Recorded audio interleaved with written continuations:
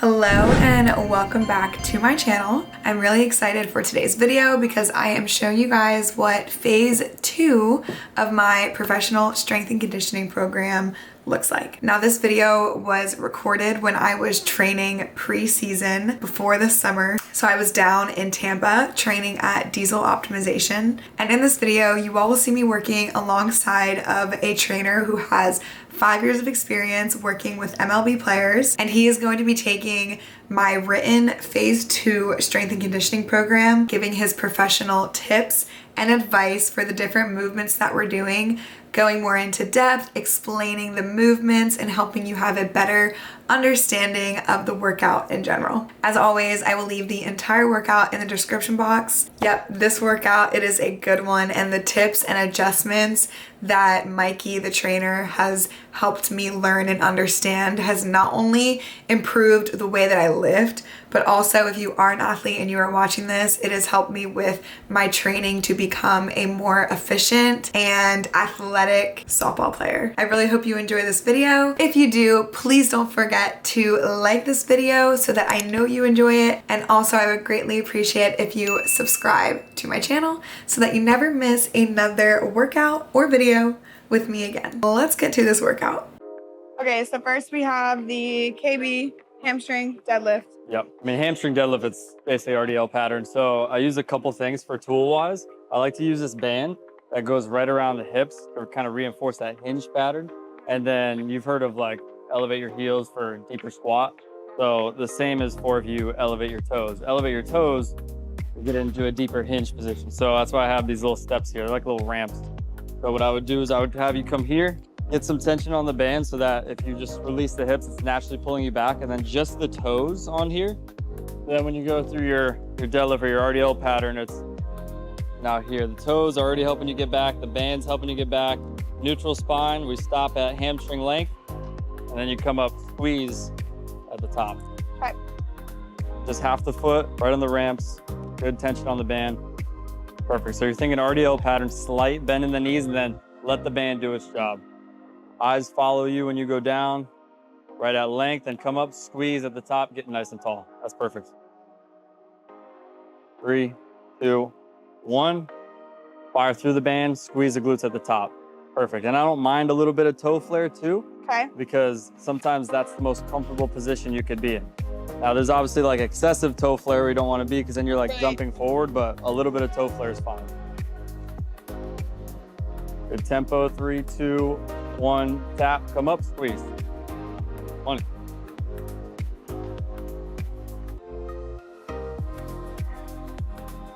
Okay. Easy enough there. And then that's paired with the gorilla row. So this is superset with kettlebell gorilla rows. Gorilla row. These are really good for like giving you that push-pull pattern.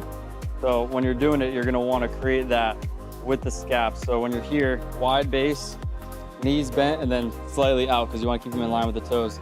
Hinge at the hip so the chest is even with the ground. And then I'm going to start with the right. We're going to alternate. You're pushing down with the left.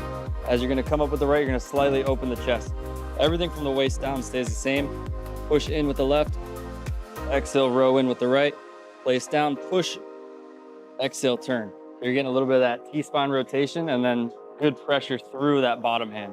So a little bit more bend, hips back. Good. Push down with the left, row, open up towards me with the right. Big exhale when you come here. Perfect. Yep. The legs right where they are.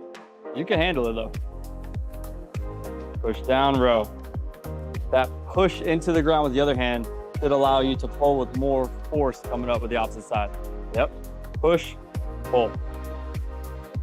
Push. Yep. Big exhale with that turn. Good. Try to match every rep with a breath.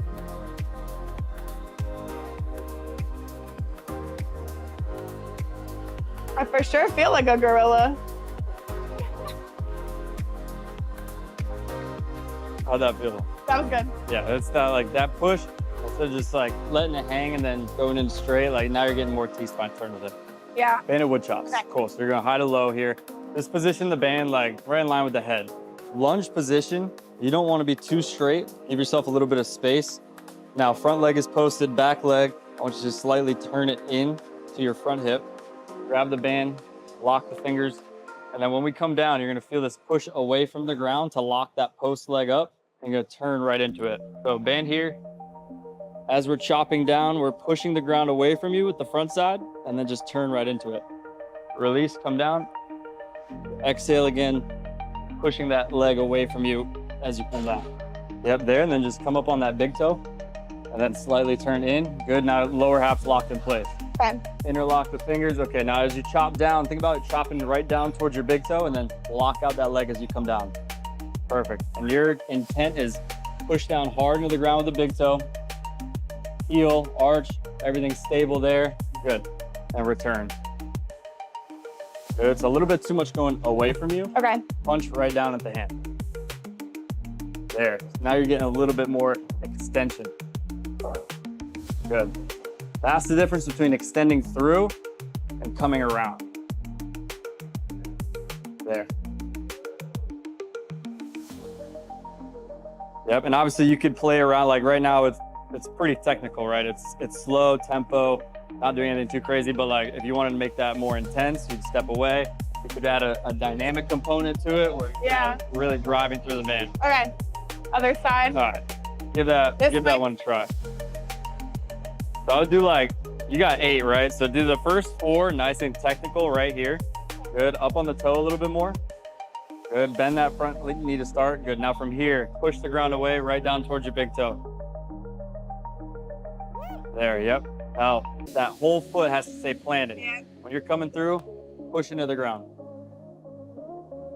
Oh yeah, there we go. There's the correction. Lock out that leg as you come down. Good. Okay, now let's add that dynamic component. Step forward a little bit more, Good. Now I want this tempo right here. So it's 1, 2, quick. 1, 2, quick.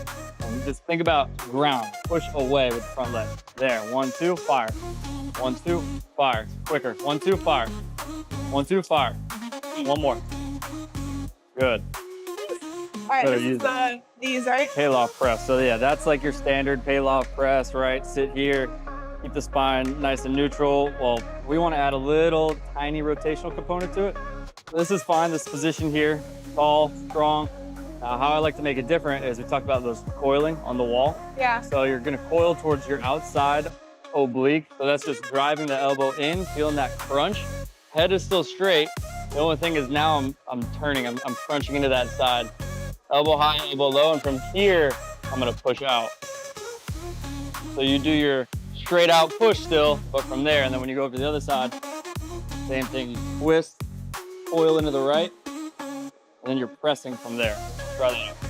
So that's just, I'm just like for over explanation for them of why we're doing the coil on it. Yeah, I mean, we're rotational athletes, so we should be doing at least a little part of your training in a rotational fashion. So even an exercise that's pretty straight up and to the point, well, this is fine, but what if we just added a slight twist to each side when we do it? You're still getting the same thing out of it, but you're actually working both sides of your body instead of just the center line. Fine. Yeah, Because we exactly. don't swing like this. Right, yeah, it's not a swing here, it's a swing here, it's a load here, so we need to incorporate those 2 sides of the body. So jam that left elbow right into the hip. Good, you're good. Okay, that's good. Coil into your left side. Now try to be palm up, palm down, and you're just gonna press straight from that line. Yep, full extension out there. Even crunch more when you come there. Perfect. Good. Good pressure into the ground still with the feet. Don't want to neglect the ground contact.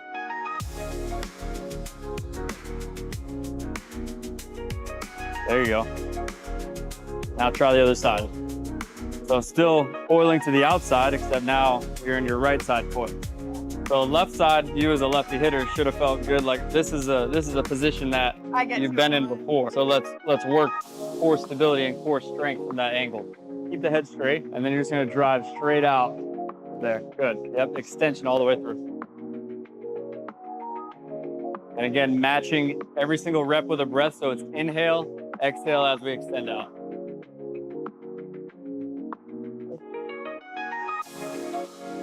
And like if you're working with someone too, and you'll be like, hey, how do I make this a little bit harder? Go back to that position. I want you to go out and hold for a couple seconds. So we're playing with tempo, and now we're also gonna play with a little bit of dynamic stability. All right, good, come back in, reset, exhale, come out. Good, hold strong, hold strong, hold strong.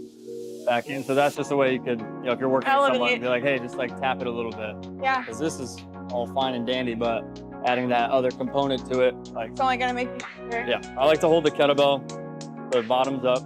All right, grabbing at the bell. So when you're coming to that lateral lunge position, it's easy to think of like knee dominance, like, oh, I'm lunging, so I need to get into that knee.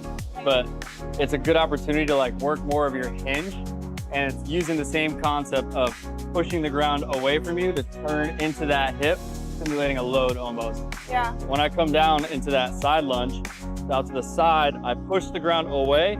I start to slightly turn in towards the hip, and look, it's more hip hingy and less knee dominant. Then from there, you're just gonna push off that bottom foot, and you're popping up to balance out to the side.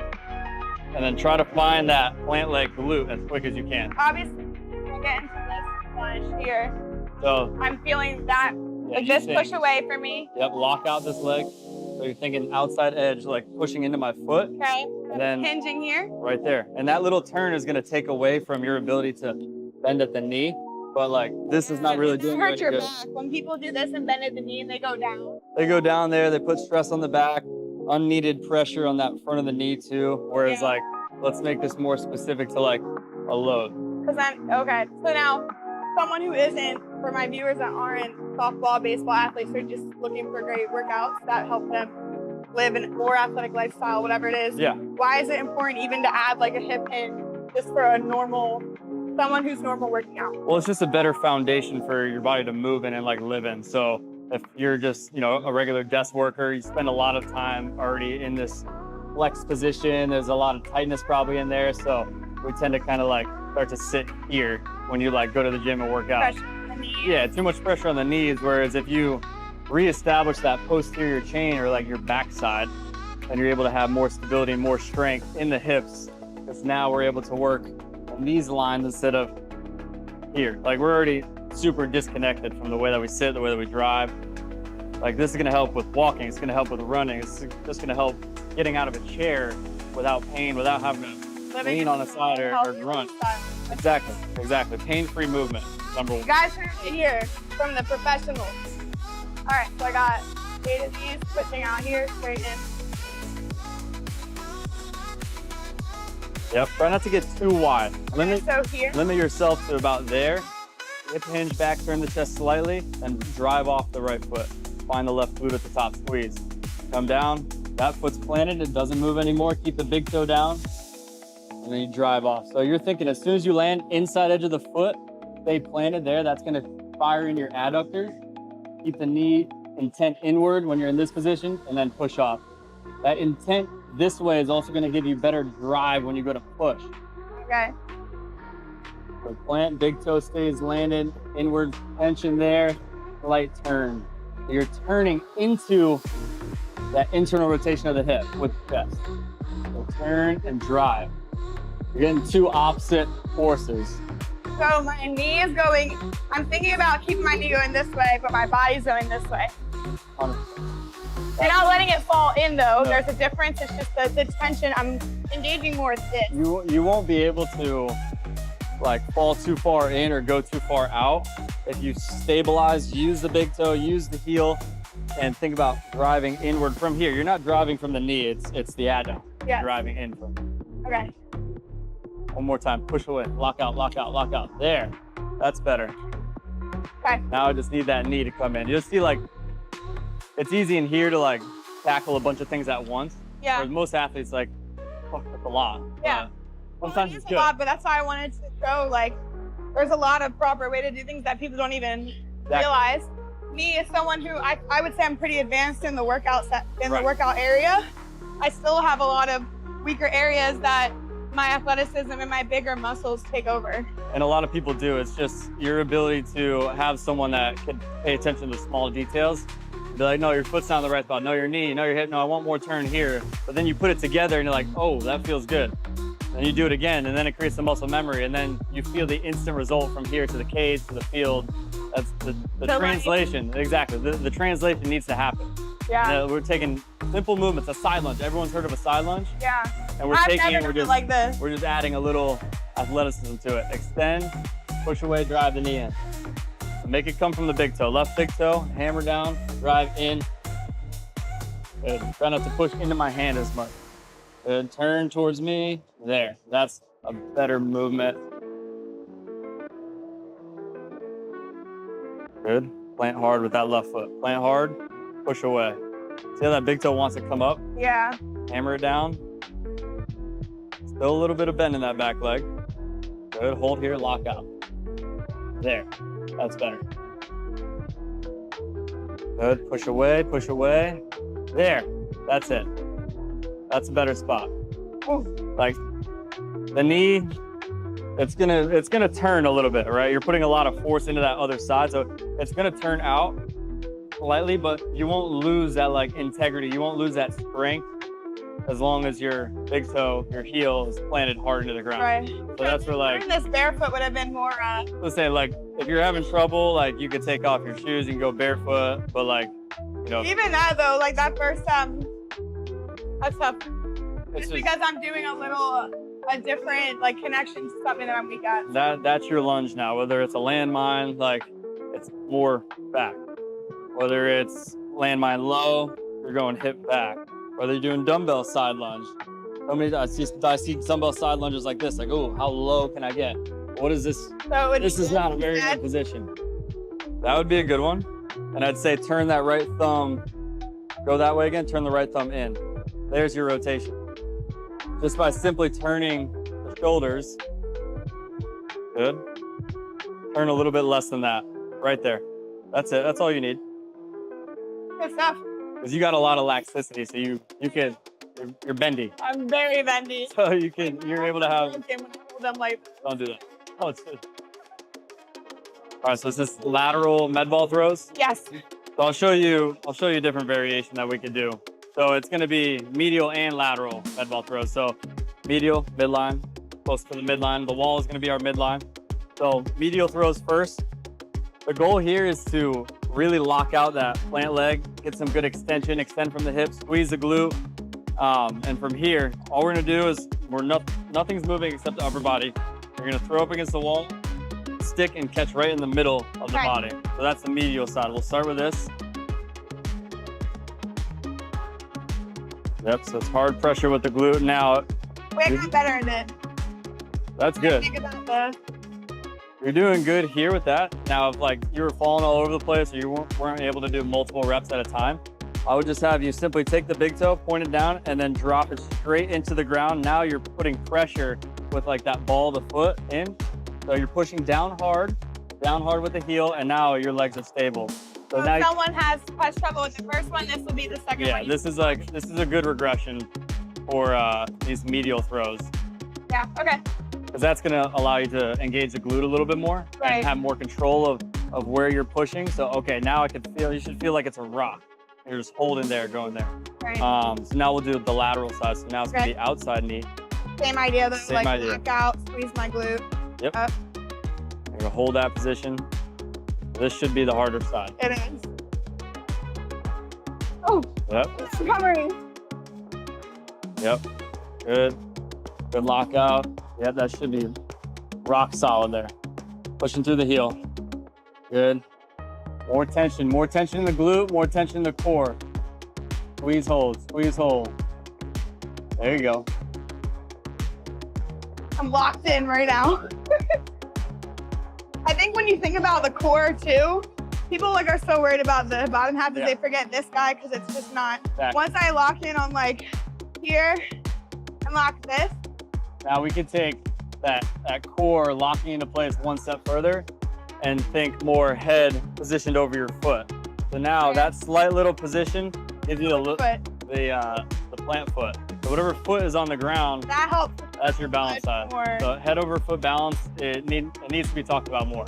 That is probably like the biggest thing that people need to understand is like running, walking, moving. If you want the most efficient, the most powerful the quickest step, the most balanced step is keeping the head positioned right over the foot. If you look at like the best sprinters in the world, like straight on, when they're running, they have this little head bob side to side to side. That's because they're positioning literally their head over their foot and move over to the next side. Like that's putting them in the optimal position to not only spring, but use all the force into the ground. So if you're feeling unbalanced from straight up, think, okay, let me get my head over my foot.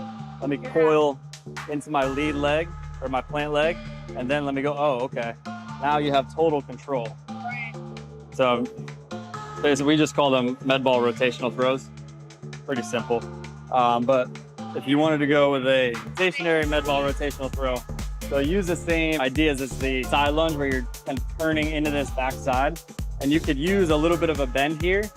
I like to pivot off of the toe and then think hip goes back. So this would be like your load. Yep. Again, tension driving inward always with the backside.